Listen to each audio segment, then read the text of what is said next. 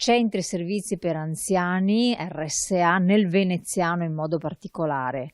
Difficoltà, criticità legate soprattutto a che cosa?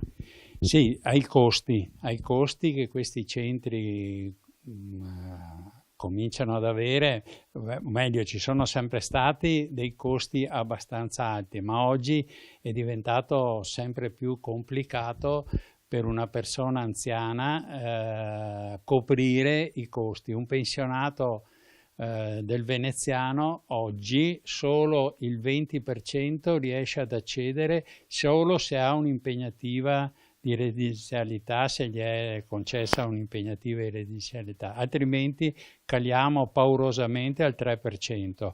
Noi chiediamo che venga aumentato il numero delle impegnative e soprattutto elevato l'importo delle impegnative, perché ci rendiamo conto anche che questo può generare anche un'erogazione di servizi più qualificati. Sia per le strutture pubbliche che per le private c'è lo stesso problema. Sì, diciamo che le strutture pubbliche sono gravate anche da una tassazione maggiore, perché il paradosso del nostro paese è che il pubblico viene particolarmente penalizzato anche dal punto di vista dell'impegno fiscale che le strutture private invece non hanno. E quindi è un tema generalizzato, ma ha anche, diciamo, questa variabile che tant'è che molte strutture pubbliche tendono a privatizzarsi proprio per uscire da questo meccanismo, insomma.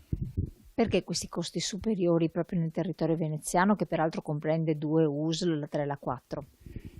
Adesso è un po' complicato, adesso teniamo presente che c'è una dinamica regionale dei costi, dipende anche molto dal numero di ospiti presenti nella struttura, dal personale occupato, perché ci sono dei standard previsti dalla regione che vincolano le strutture ad avere quel livello di prestazione, ma se tu alzi o abbassi la soglia delle prestazioni, alzi o abbassi i costi per quella struttura.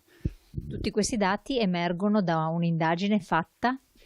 Allora, CGIL e CISL-UIL, cioè o meglio i sindacati dei pensionati delle 3 organizzazioni confederali, hanno fatto uno studio, è già 6-7 mesi che lo studio completo di tutta la regione Veneto è stato realizzato, che prende in esame queste cose, e adesso, diciamo anche da un certo periodo in poi, abbiamo anche avviato un percorso di confronto con la regione e con le strutture per poter affrontare questi temi. Alle regioni chiediamo in primis di aumentare il numero e l'importo delle impegnative di residenzialità.